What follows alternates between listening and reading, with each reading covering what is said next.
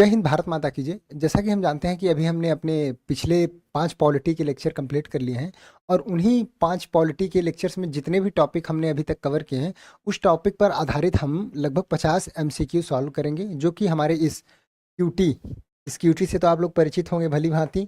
तो इस क्यूटी के आधार पर ही ये सारे प्रश्न डिजाइन किए गए हैं और इन प्रश्नों को अगर आप सॉल्व करने से पहले आपको मैं सजेस्ट करूंगा कि वो जो 5 वीडियो अभी तक पॉलिटी की हुई हैं उनको देख लिया जाए। ठीक, तो चलिए प्रारंभ करते हैं पहले प्रश्न से।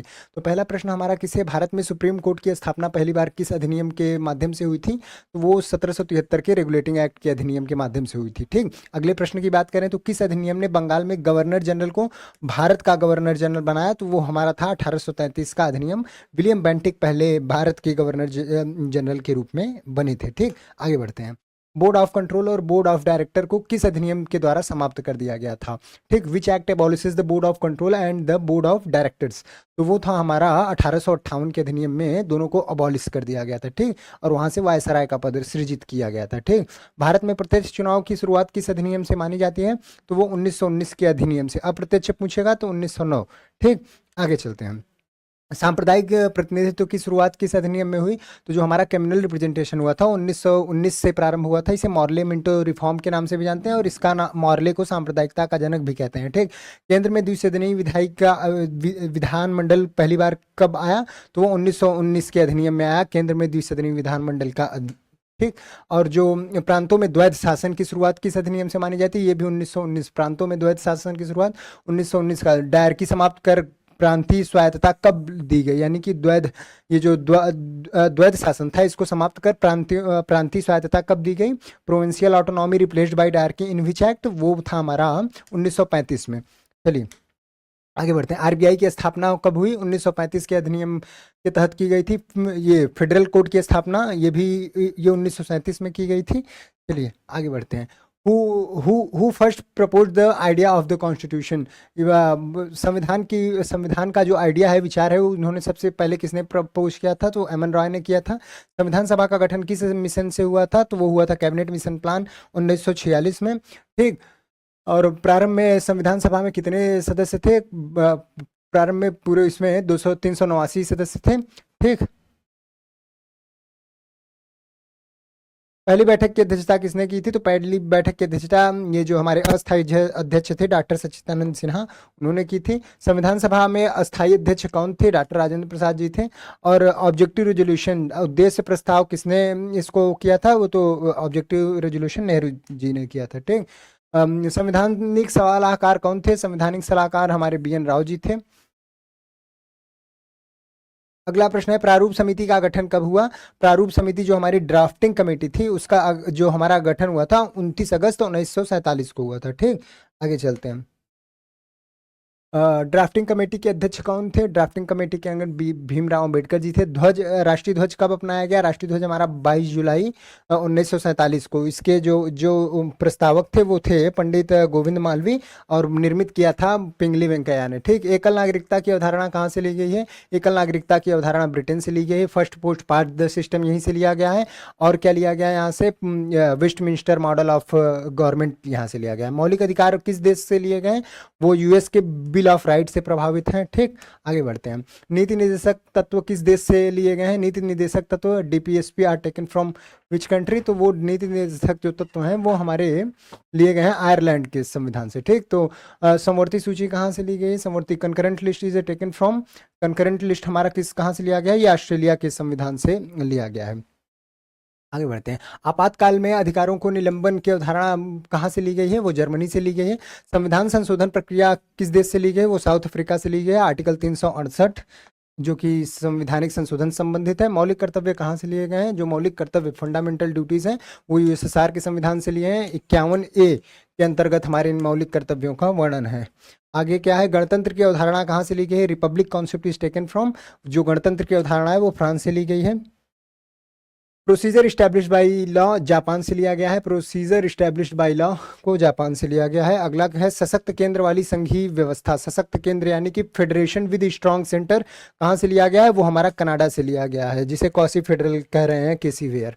ठीक, प्रियम्बल के सोशलिस्ट, सेकुलर और इंटीग्रिटी कब जोड़े गए? तो 42वें संविधान संशोधन के द्वारा जोड़े गए थे।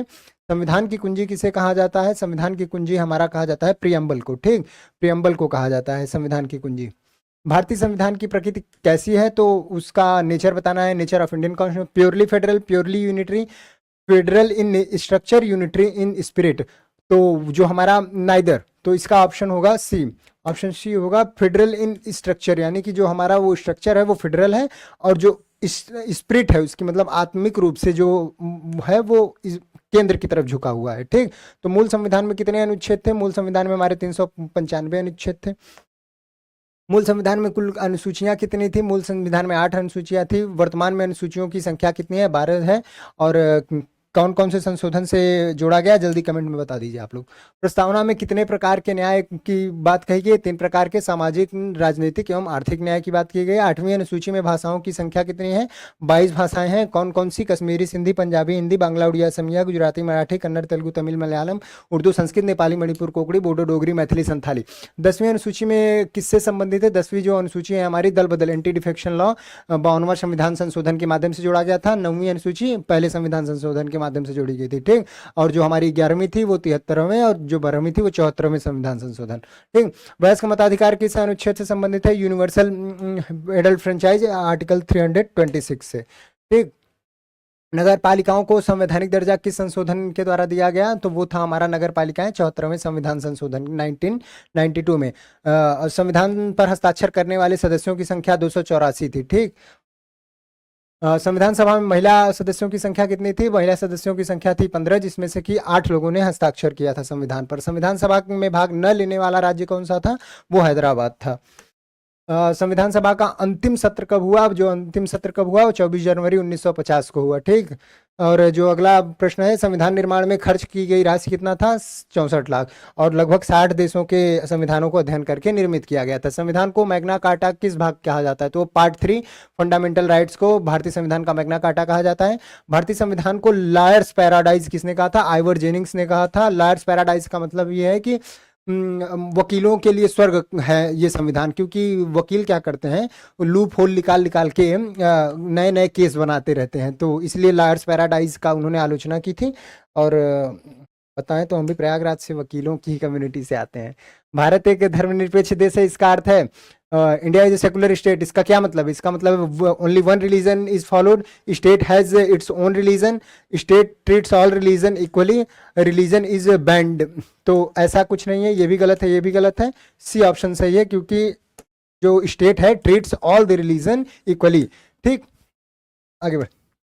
तो इस पूरे 50 प्रश्न थे, और इन 50 प्रश्नों को सॉल्व करने से पहले आपको आवश्यक है कि ये पॉलिटी के जो मैंने लेक्चर्स लिए हैं, और ये तो सामान्य प्रश्न थे, आपको उस इन लेक्चर्स में मैंने लगभग 40-40 मिनट के लेक्चर्स हैं, और छोटे लेक्चर में ज़्यादा प्रभावी कंटेंट देने का प्रयास किया है। तो ये जो पॉलिटी के लेक्चर्स हैं, इनको आप हमारे इसी चैनल पर विद्या क्लिक पर जाके देख सकते हैं, और मैं वादा करता हूँ कि ये चारों देख लीजिए आप। 40-40 मिनट के हैं, लगभग 30 से 40 मिनट, एक भी प्रश्न नहीं बचेंगे, जितने भी अभी 50 प्रश्न हमने कराए हैं, ठीक। तो सारे प्रश्न आप कर लेंगे।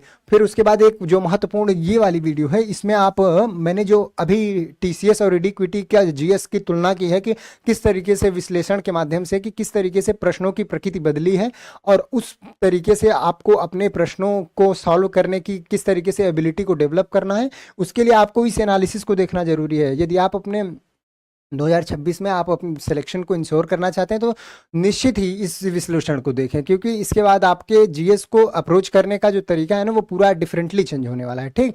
तो एक बार इसे जरूर देखें। और इन जो 5 वीडियो अभी 5 पॉलिटी के लेक्चर हुए हैं, तो हमने ये रैपिड रिवीजन, जैसा कि हमने शुरू में ही बताया था कि हम इस जो बैच हमारा फाउंडेशन 2.0 बैच है, इस फाउंडेशन 2.0 बैच में हम क्या करेंगे, पहले कॉन्सेप्ट प्लस एमसीक्यू प्रैक्टिस और 10 मिनट का रैपिड रिवीजन। तो ये हमारा 10 मिनट का रैपिड रिवीजन था। कॉन्सेप्ट और एमसीक्यू वाला जो हमारा पार्ट है, वो हम 5 वीडियो में कर चुके हैं, यानी कि जो 5 वीडियो पॉलिटी की अभी हो चुकी है, उस पे वो हो गया। और ये 10 मिनट का रैपिड रिवीजन जो था आज का, ये इसी पर आधारित था, इसी का अगला भाग था, ठीक। ये बिल्कुल ही मुफ्त है, फ्री है ऑन यूट्यूब, हमारे इसी विद्या क्लिक चैनल पर, ठीक है ना। तो आज के इस वीडियो में इतना ही, मिलते हैं अब ज्योग्राफी के भी इसी तरीके के 10 मिनट रिवीजन में। तब तक के लिए धन्यवाद। जय हिंद, भारत माता की जय, राधे राधे।